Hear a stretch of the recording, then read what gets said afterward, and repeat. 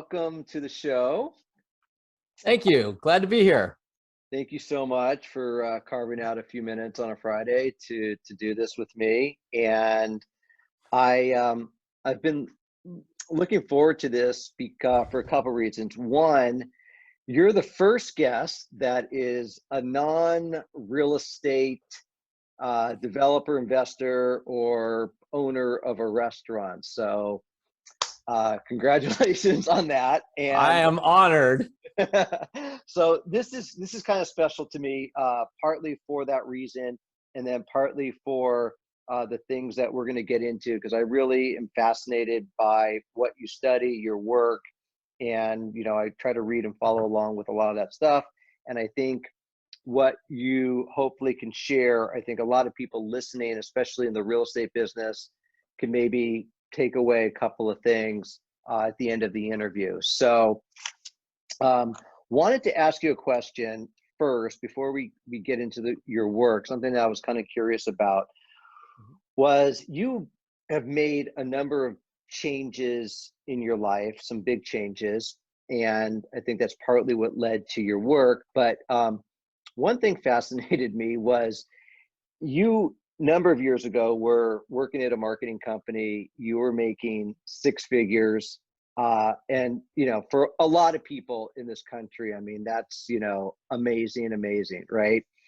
And then you decided to give it all up and get a radio DJ job for $12 an hour. And that was really interesting to me. So can you take us back a little bit to what was going on with you at that point and why you did that huge change? Yeah, thank you. It is kind of a fun story now. I was I came up in tech. That's my background. My old man was an engineer, and but I got to a point. I ended up shifting over and becoming a director of marketing for a marketing services company, and that lasted for about 9 months. And I quickly realized I was miserable, and more than just miserable, I was really living out of alignment with who I am and what I wanted and the experience that I wanted to have in this world. And I was working at my home office, and I sent a joke to Ryan Seacrest because I was listening to him. He was on the afternoon at the time. And this was 2001-ish, I think. And I sent him what I would call a joke grenade. He was doing some funny bit on the air, and I sent this thing. Next thing I know, the production team is calling me. They're like, "You're hilarious. We want to have you in the studio." They set up this whole bit, and I was like, "Whatever, fine. It'll be fun."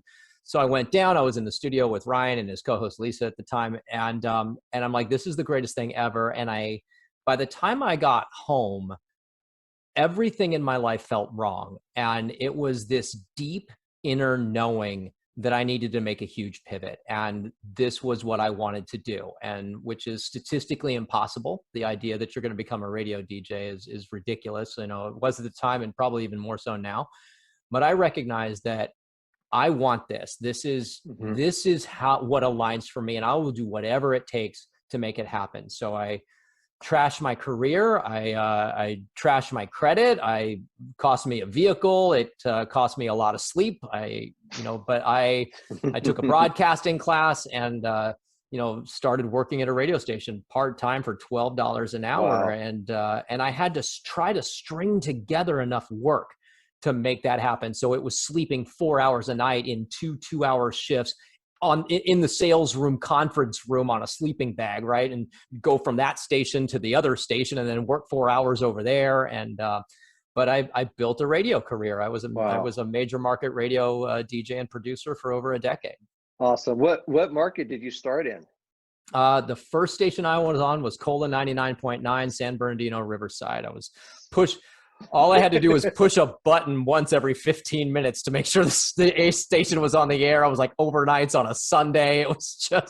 It was brutal. But yeah, that's so funny. Less brutal than living a life out of alignment with who you are and what you want.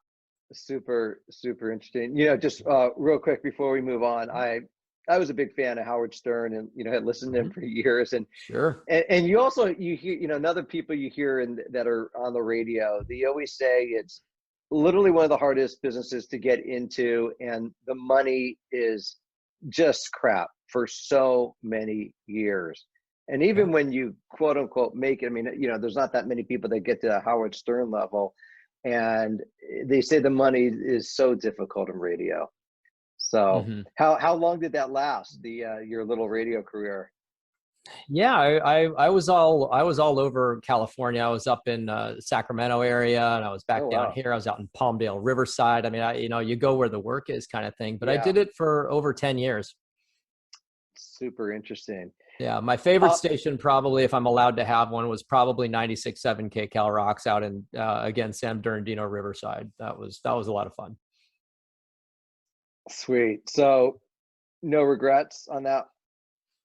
No, I mean, it's about the journey, right? We can look back and say, "Oh, I wish I hadn't done this. I wish I hadn't done that." And ultimately, had I not, I wouldn't be where I am today. And I tell you, I did more than just change my life. I mean, I renegotiated my entire existence on this earth, and now I have a much better idea of what's possible. So I no regrets. So that's great. That leads me into, that's a great segue. Because one of your things that you talk about a lot in your work and with your clients, I wanted to get into this, is how people can renegotiate their existence or making the impossible a reality. And I think that's a really bold statement. I think it's a really Mhm. important statement, because I think there's a lot of people out there that are probably going through that. And I know most people at some point in their life, their career, want to make these kind of changes, and you are doing it. And this is what you coach your clients on. So I was wondering if you can elaborate on those two things. I don't know if they kind of go together or if they're really have two separate meanings to you. Yeah, I think, well, look, I mean, I can give examples throughout history of where the impossible became a reality, and it's typically the people that have a crazy idea or something like that. And I joke with clients today. I said, look, don't tell me your crazy idea is crazy. I mean, I live and work in a town where people pay 18 to $25 for avocado toast, and that sounds pretty crazy to me, right?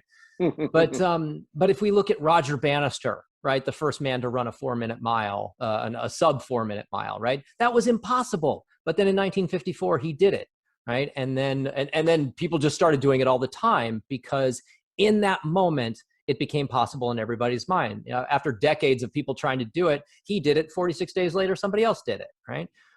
If you Mm. look at Lockheed Martin in 1943, they had to build a jet fighter in 180 days. They had no idea how to do it.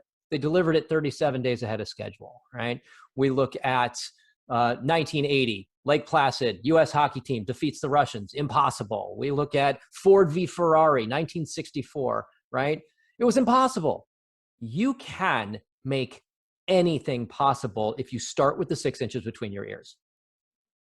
Okay, so let's dig a little deeper on that. And in theory, it sounds great, and those are, amazing examples, and people have studied those and looked at those. But what is it? What makes the difference between those people that you just described and the people that thinking they want to do these things but never do it? Well, I think you need to understand what's stopping you. Is it something? Is it a goal, or is it a preference? And that's an important distinction to make, because when you're going after something that so far is impossible, or you think is impossible for you, you need to be willing to do whatever is required to make that happen. Now, if you are not willing to do what's required, then it's not a goal, it's a preference. And that's okay. But be clear about that, because otherwise you're going to go off and, kind of increase the frustration on yourself for trying to do something that's preference. So I think that's the first step, is get very clear on that. Do you think people, 'cause, the majority of people get maybe pushed away from those goals because of what the majority of the people say, right? I mean, you look at like what Elon Musk is doing, has Mhm. done, and or like a Jeff Bezos, right? People think those were crazy ideas. Nobody ever expected Amazon or Netflix, right? Or where it is today. Like, oh, who's gonna, get because videos are in the mail. So do you think they got to just be so driven by and have a almost a tunnel vision to complete these when you have so many naysayers around you? Well, everything is stacked against you. So, I mean, yes is the short answer. That intense focus and passion and desire, all of that needs to be present because everything is stacked against you, including you. Um, Humans are hardwired to conserve energy. So we don't like change. We don't want to make shifts. Our physiologically, we're not wired for it. Mentally, psychologically, we're not wired for change. Our brains love to be as lazy as possible. So everything is stacked against you. So if you start to learn more and more about all these things, you'll discover how to leverage all of it to your advantage. What one of my mentors, Stephen Kotler, says is you can't fight your neurochemistry, but you can make it work for you if you understand it well enough. So yeah, it's going to take a lot of grit. It's going to take a lot of drive. Everybody's going to tell you you're crazy, but they're only going to say that until you actually succeed. So do you think that's something that could be taught to people, or do you think the people like Elon Musk and Henry Ford, do you think they have the DNA already in them to operate like that? Well, I think they're smart enough, and I think they're smart enough to do it. They have enough desire to do it, and they're dumb enough to think they can. I mean, it does require a certain amount of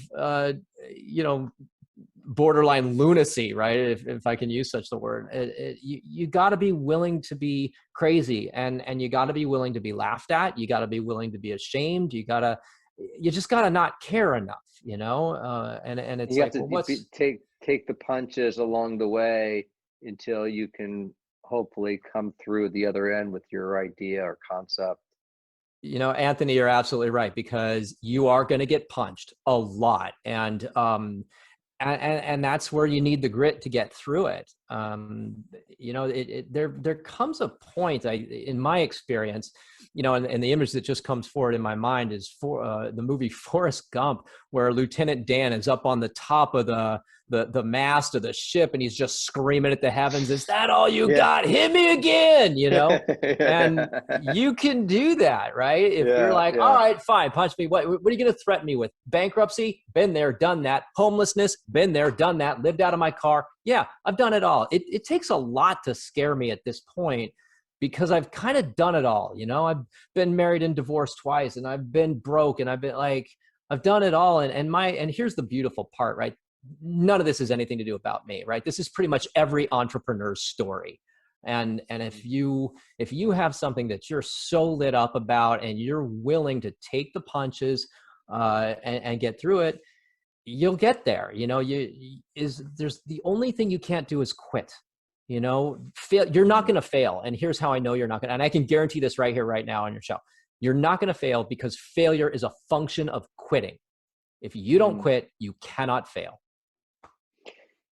That's interesting. At what point, though, right? Do you keep going on with your idea? Because ideas are a dime a dozen, and some make it, and probably 99% of the ideas never make it out. So, at what point, though, do you call it quits? Because not everything is going to succeed or win. And there's been a lot of times before you get to, where, say, I don't know, like Instagram. I think they had a lot of different iterations before they really became Instagram and Facebook and some of these examples. So at what point, some have to quit and pivot before they can become the winner, right? So is there a fine line, and are you a failure then if you do quit at that point? Because maybe the marketplace just says, hey, we're just not ready for this idea. That's a great question, and I think that's the answer is going to be very subjective. At what point does the individual quit? If you look at Jay Samit, who wrote a book called Disrupt You, he launched out on something, and by the time he brought it to market, it was obsolete. And so, did he quit or did he pivot? He made a pivot. According to a friend of mine, Jasmine at Pitch Genius, she does pitch decks, and she'll tell you that the number one reason that most startups fail is no market need. And so you got to do your research, right? I mean, I've had plenty of ideas, and I call the branding people and I call the licensing people and everybody I know, and I will tell them, hey, I got this great idea. Tell me why this is a bad idea. And they will. You know? They'll be like, here's why that's not going to work. Now, I still need to run that through my filter. You know, does this mean I shouldn't do it? Or does this mean I need a creative solution to what they just said? Right? It's all up to you. Right. That's interesting. I wanted to move on to something else. Chris, you said, I read this, and quote me if I botch this quote. You said, in age, 50 is the new 30, which I agree with. I'm over 50 and I feel amazing, like really, really amazing. But then you go on to say, in work hours per week, 30 is the new 50. And I was really fascinated by this when I read it on your Instagram, because I almost feel like the opposite. And I remember as a kid going on vacations with my family, and obviously back in the 70s, 80s, there was no iPhones, no one had laptops. And we went on vacation. Maybe my dad called the office once a week, maybe once a day, but he wasn't attached to the phone, right? Like we are. I'm totally guilty of it.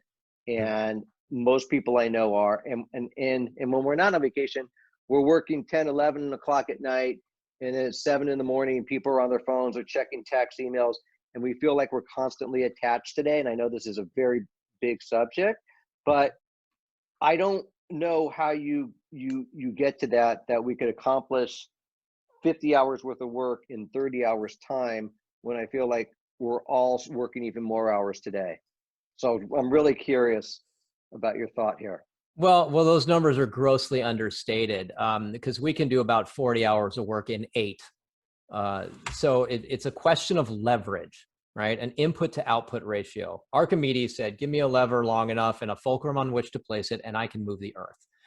And this is the kind of thing that we're looking at. And I will give you the easiest example, because you have experienced this. Remember the last time you went on vacation on, call it Friday morning, you were getting on a plane, you were going to be gone for 2 weeks? How much work did you get done Monday through Thursday that week? You crushed it, right? You got 3 weeks worth of stuff done in 4 days. There was no distraction. You wasted no time, not a minute. You banged through this stuff. All those projects that were going to drag on for 3 weeks got tied up. Everybody got back to you that you needed to. Why?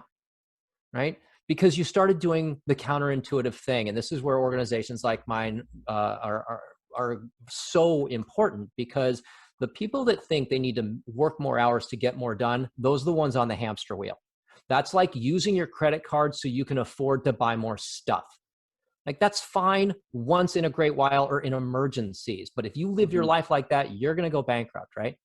So if you want to get more done, if you want to be 3 to 5 times more effective, you work less hours, not more. You reprioritize, you restructure, you change how you relate to your work, which changes your neurochemistry and changes your performance, right? So we'll take an executive or an executive team working 50, 55 hours a week. We'll cut them back to 35 hours a week, retrain them in how they relate to their work, and they'll get 3 to 5 times more done with less stress. And you've seen this firsthand in your work. And do you work with, so you'll take an executive, and it could be any industry, or do you work with an entire office, or is it more like the higher level executives to do this? For us, it's usually a small team, or it's one-on-one. The engagements, as much as I dislike the word, being on the west side of LA, they're very organic, right? So it sort of depends on what they're looking for. If it's a one-on-one engagement, then maybe they need more motivation, more effectiveness, more productivity. Maybe it's a professional executive woman that's overwhelmed, burned out, kind of pissed off at her husband, right? We hear a lot of that kind of thing. Yeah. But if your business or your life is running you instead of the other way around. But the other is, it's going to be small teams that are blazing a new trail. Now, this might be the organization has a grand total of 8 people in it, or it might be 8 out of 800. And it's like, we need these people that are strategic within the organization to build out this new widget or this new service line, right? This gives us a competitive advantage in the marketplace. So it's like essentially, what we call a skunk works operation, right? Back to Lockheed, like here, we need this secret little team, little black ops division to do this magic over here. So it depends on the nature of the engagement. So what about you, Chris? Well, what do you say to people, like in my industry, and I know a lot of people listening are in the real estate business, that, real estate doesn't sleep, right? It's constant. There's interest, there's deal flow, you've got clients, they want answers, and, they're texting, emailing at 8 o'clock at night, and then you spend all day, you're working on new leads, new business, new prospects. So what do you say to people, somebody in my shoes or very similar, who has that constant workflow almost all day long? We're entrepreneurs in a sense, right? Because we're all independent, and whatever we eat, we kill, we live by the deal. So we're constantly hustling and out there and shaking hands and networking and working on deals. So what do you say to somebody like us? Well, what's the question when you say, Well, what do I say? How do we do that? How would we not work all day long and into the night like occasionally, like the vacations? Okay, I could get that, right? But to make that more a way of life. That's a great question. And hire Chris right now, but is there something you could say to us about that, or a way we could shift the thinking? Yeah, I would say that, I have 2 clients right now. One's a commercial real estate agent. It's a one-on-one engagement. And then I have a business owner. He's got an import business and a restaurant business, and he's about to blow up. And they both understand that there's the idea is that they need to live like a lion, is what we say. That there is no 50%. You're on or off, right? You are. I say you have one speed, full speed, right? Okay. And then shut it down. So like, I just talked to my client last night. I met her at Dom's Foods. He's a great guy, domsfoods.com. He's fantastic. I love working with him. He's so much fun. And he really gets it. Like, he doesn't have time to get bogged down in the nonsense. And he certainly isn't going to go half speed. So it's like, all right, here's the stuff that I need to do today. This is absolute must happen. And he completely commands everything. Anything that slows him down, he finds a way to release that. There's the analogy that I'll draw is, and something that we do, part of our program is called flight school. And in order for heavier than air aircraft to fly, you need to balance the 4 forces of lift, thrust, weight, and drag.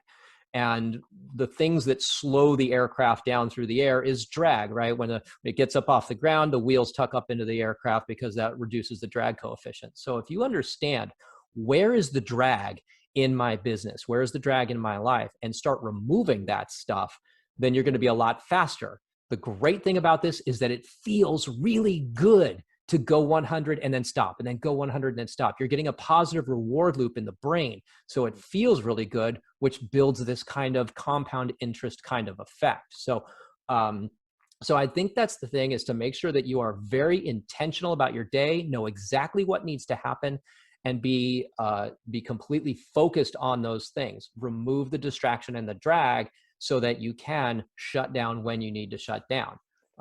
Because you just can't, burn at top speed for 10 hours a day. You're gonna flame out. I'm writing that down because I love that. Remove the distraction and the drag.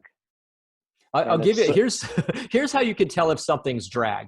It's when you get the text message from that person and you go, ugh, that's the sound of drag. Okay. That task on your to-do list where you go, ugh, that's drag. Right. Sometimes those are necessary, though. Yeah, but Great. maybe you can do it, delegate it or delete it or whatever. If it absolutely has to be done, then maybe it's the first thing you do in the morning. Knock it out so that it's not hanging around in your brain all day long going, it's still here, because that's annoying. Mm, yeah, yeah. And then that's where that takes away focus from the bigger things or sometimes the more important things. Yeah, Yeah, absolutely. I love And we that. have No, we that's have drag everywhere. I mean, we have physical drag. If you have like a garage that's a disaster, that's physical drag. You have emotional drag, we have mental drag, and we have virtual drag, right? Emails that have been in your inbox for 3 days, 5 days, 10 days, and you look at the email and you feel, ugh, it's still there. The problem with that is that it affects your neurochemistry, which affects your performance. mm. So so getting rid of like getting into basically taking action on something, right? Whether it's removing this or answering the email and responding and then deleting, but don't let things sit. Well, I wouldn't say that there's no one right answer for everybody, right? I would say understand the concepts that I'm talking about, because like very Friedrich Nietzsche, right? You have your way, I have my way, but the right way, the correct way, the only way, there's no such thing, right? Hmm. So understand, what I'm talking about. How do you delete the drag? Some people have a zero, a net to zero inbox thing. My inbox thing is I want to be able to see everything in my inbox without having to scroll, simply because it feels better to me. Well, if it feels better, great. I'm going to perform better because that drives my neurochemistry in the right direction, right? So, Mm, maybe you need all these subfolders and that works for you or what. But the point is, anytime when you're feeling sluggish, you're either doing too much or your focus is wrong or you got too much drag. interesting. Interesting. Okay, that's a really good point. Um, Chris, I know the zone is a big thing for you, and you've talked about this in your work, and flow. And so, that concept is around in the athletic world a lot, especially in Mhm. professional athletes. We hear athletes talk about it being in the zone, in the flow.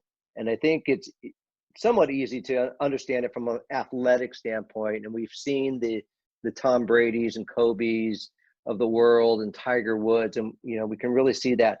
But how does it apply in our business life? Well, it's I can tell you the results, or I can tell you an example of how it's already shown up in your world that has nothing to do with athletics. It was, in college or in work when you were working on something and you got really focused on it and it felt really good. You were just cruising through this thing and it felt like maybe half an hour went by.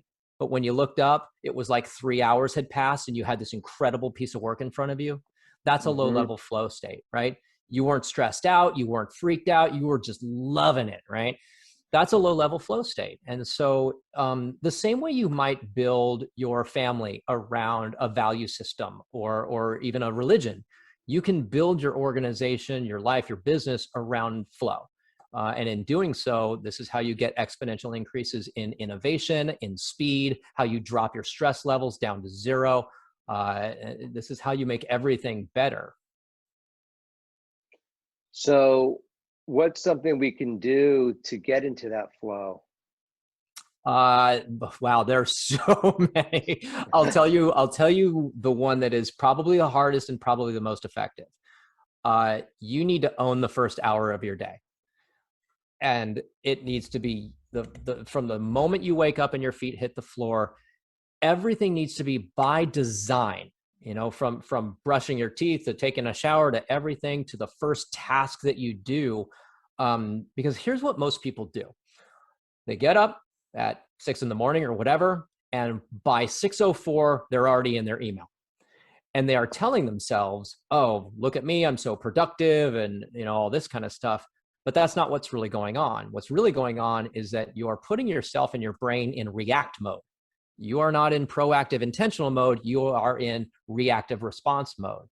The problem with that is that when you put your brain in react mode the first thing in the day, you tend to spend the whole day in react mode, being driven by everybody else's agenda, right? Your email inbox is nothing more than a random and chaotic filing system for what everybody else has in store for you. So if you can understand, this is what winning the day looks like at the end of today, and here are the things that I can do this, in the morning that are going to make the big impact on moving that needle, it's going to happen. You're going to get that done because, again, you're intentional, you're focused, you're not distracted, and you're getting all these positive reward loops in your brain because you're getting dopamine hits from checking things off and feeling really good. Your chances of success go up exponentially. And I say, look, if you don't, I don't know the math on this, but I say, if you don't get 80% of your work done before 40% of the day is over, you have a 90% chance of not getting 100% done. That math's a little too confusing for me. Come on, you're real estate guys. You're better at this than I am. So Chris, what is your morning look like? What does your first hour look like? Yeah, I'm a morning guy, so it's a little easier for me. But it's and my meetings start about 5 o'clock in the morning most days. So I'm up at 4, and the first thing I do after brush the teeth and go to the bathroom kind of thing is unload the dishwasher. You may have seen that speech by the Navy SEAL that talks about make your bed and having that first success. Well, I can't make the bed because my girl's in it, so that doesn't work for me. But I can unload the dishwasher, right?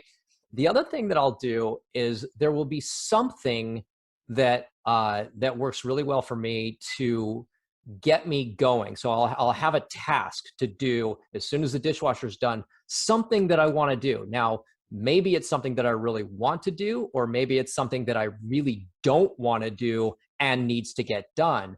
Either way, once I do it, I'm feeling really good. Now I'm already in motion as far as, hey, I'm winning because I've just done 2 things and released some drag and created a positive dopamine hit reward loop in my brain. So I'm already moving.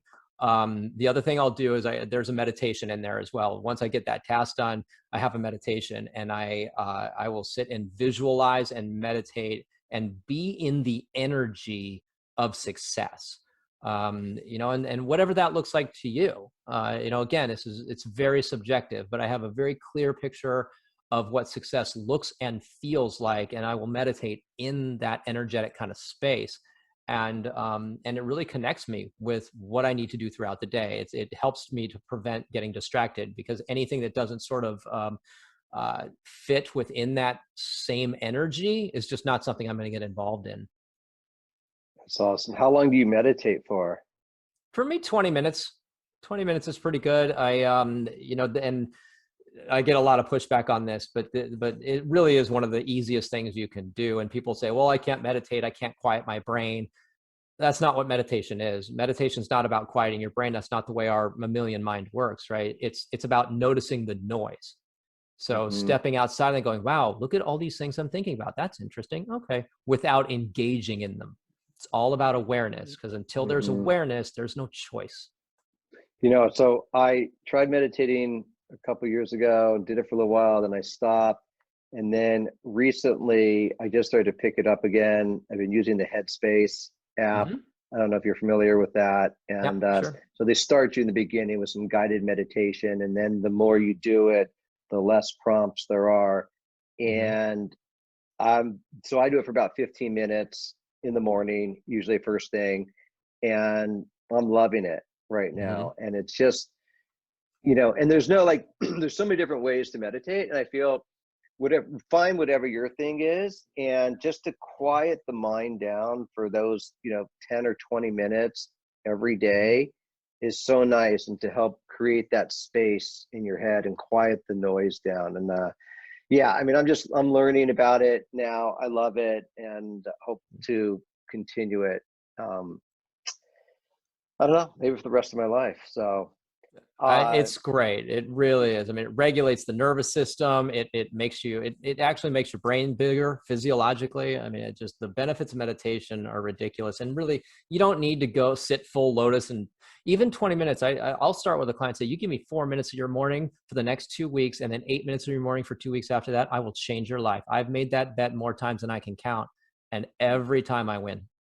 I just wanted to circle back on something you said a minute ago, because I'm a really big believer in that too. And somebody had said this, and I forgot who it was, but they said, check in with yourself before you check in with the world. Mhm. And that really resonates with me because I'm really disciplined when it comes to checking the emails and the texts first thing in the morning. So I do check in with Mhm. myself before I check in with the world. And that first hour to me, like you, is a game changer. And I wasn't always Mhm. like that. And I started doing that a number of years ago, but it's been a real game changer, just sort of the way I attack the world. And when I open that computer or look at the first email or text, I feel like I'm so ready to just attack because I've taken care of myself mentally and physically in the Mhm. first, 2 hours of the morning before I start to get on defense with everybody else. And Yeah. it makes a big shift in, like you're saying, your neurological senses and throughout your body. Yeah, it's a big one. I love the way you phrase that. I was talking to a client, and I said, "Well, what's the first thing you do in the morning?" He says, get up and turn on the news." And my heart just sank. Now, remember, I was a broadcaster for over a decade, and I will tell Right. you, and I have a little background in neuroscience. So I will tell you that the news is not designed to inform you, no matter what channel it doesn't matter, Fox, CNN, whatever side of the aisle you're on or whatever. The news is not designed to inform you. It's designed to affect you. The way that they phrase things, it's all driving neurochemistry, and it's all designed to elicit emotions and drive behavior. Like it has an agenda. It's when they say programming, it's not the TV they're programming. They're using the TV to do the programming of us, and so it will affect you. So get your news or your information from a source that isn't trying to manipulate or drive that. It's really hard to find one, because they all have their agendas, but recognize that this is affecting you, not informing you. Yeah, that's so true. And I think, I heard that too, and I've really tried to cut down on my news intake, especially on the TV these days. Mhm. And it's once you get into it, like you start to get sucked in. It's so hard to walk away because the way they position things, it's like they keep sucking you in for more and more and the next and the next. And yeah, it's Mhm. people don't realize it. It's a huge business, and they want the eyeballs because if they don't have the eyeballs, they don't have the money. Right. Super, super interesting. I was curious on the, have you, I wanted to ask you about the meditation. Have you tried different things or did you just decide to do this on your own or did you learn how to do it from somebody or something? That's a great question. I think, yeah. Now I remember as you asked that question, I know where it came from. So I dated this girl a number of years ago, and that's that's how it started for me, right? Okay. She said so I said okay. Okay. Did she teach you how or did Uh, you? I don't. It was a long time ago now. I don't remember the specifics about it, but she was very much in that world, and so I Okay. started getting connected with it. Yeah. Ultimately, as I started doing this, it was just the rewards that I got out of it that I noticed so much. And don't get me wrong, I'm not perfect, right? I will fall off the meditation wagon from time to time and be like, man, I haven't done it in 2 weeks, Hmm. and I notice the difference in how I feel, right? Hmm. Maybe I'm just a little edgier, or I'm a little more stressed out, or I'm just not as focused. I mean, it makes a huge difference. So that reminds me, Yeah. hey, come back to it, man. If Yeah. there's a great a Zen saying that says if you should sit in meditation for 10 minutes a day, unless you don't have time, in which case you should sit for an hour. Yeah, yeah. I love that. No, I've heard that before. I love that. And, by the way, there was a great book that just came out, Think Like a Monk by Hmm. Jay Shetty. I don't know if Yeah. you've heard it or read it. I graced through that book. I thought it was so good. And it was a really nice, easy read, but very applicable to modern day life too. Um, he's a great author. So Yeah, Jay's I would rec- fantastic. Mind Valley, his project is fantastic. yeah. Okay, just a couple more things, Chris. Mhm. So, if from a practical standpoint, if there's somebody listening right now, and whatever point they are in their life, and say they're stuck, we've all been stuck, right? We've all been stuck in the mud at some point in a relationship or in business.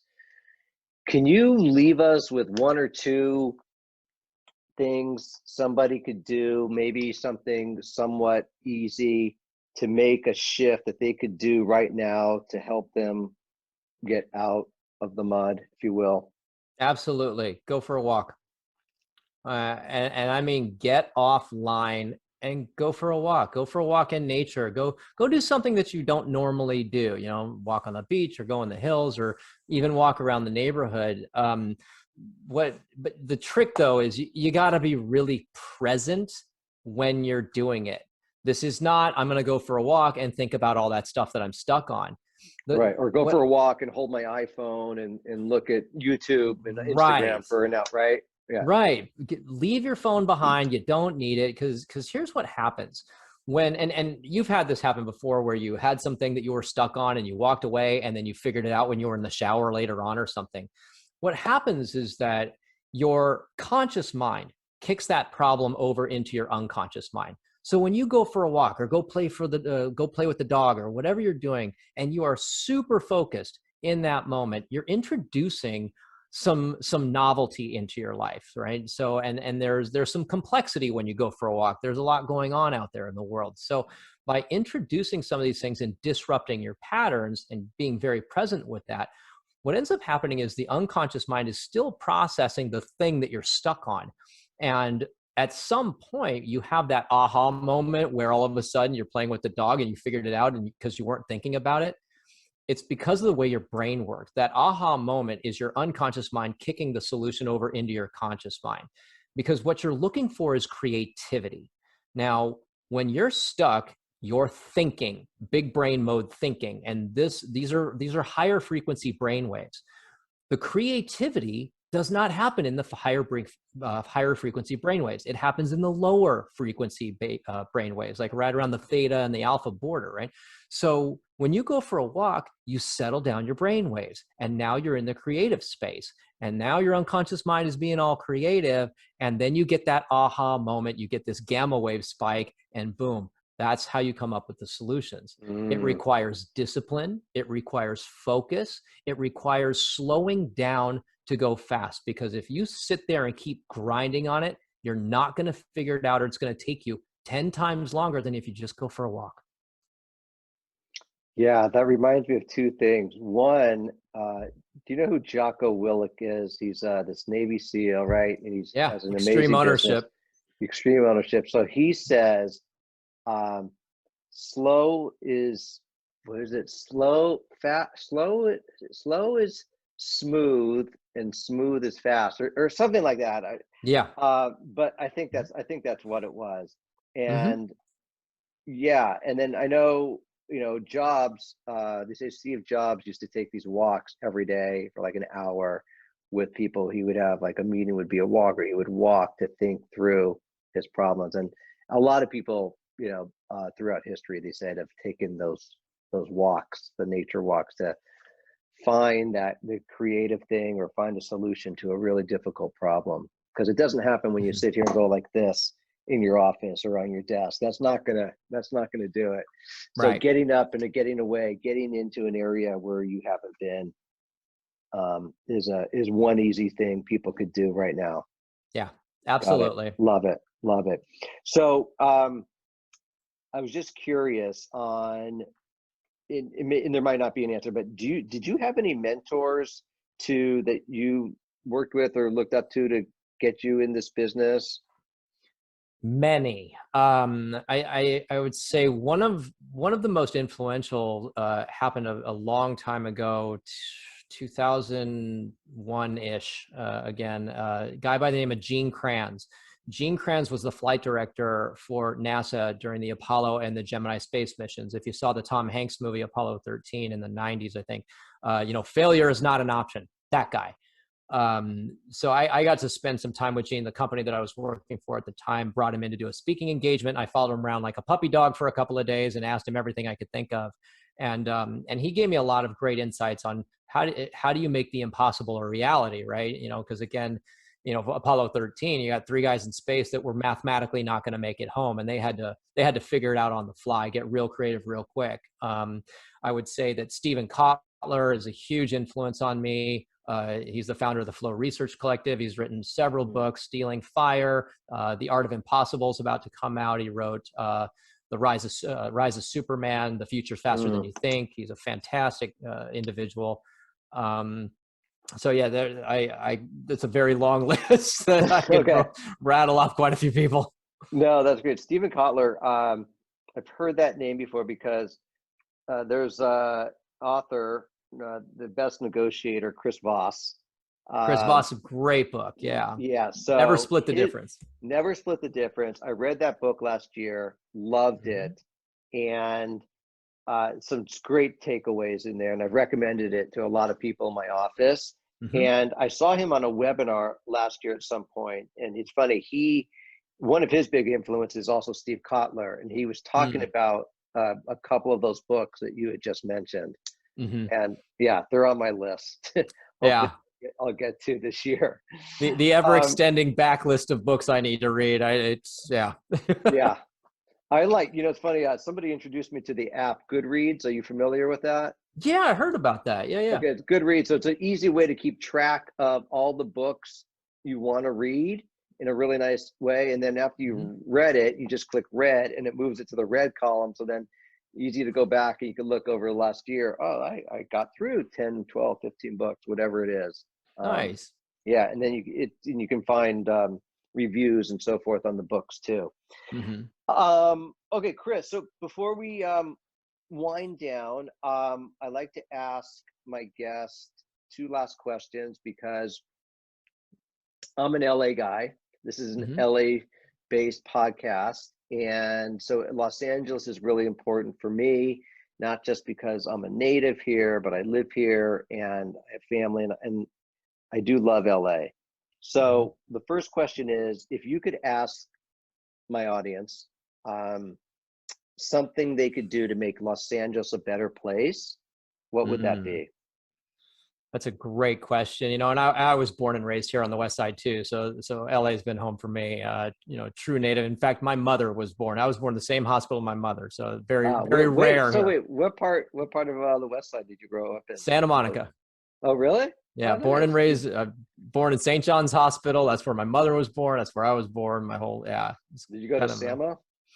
My sister did. I went down to Orange County at that point in my life, lived with my father. Okay.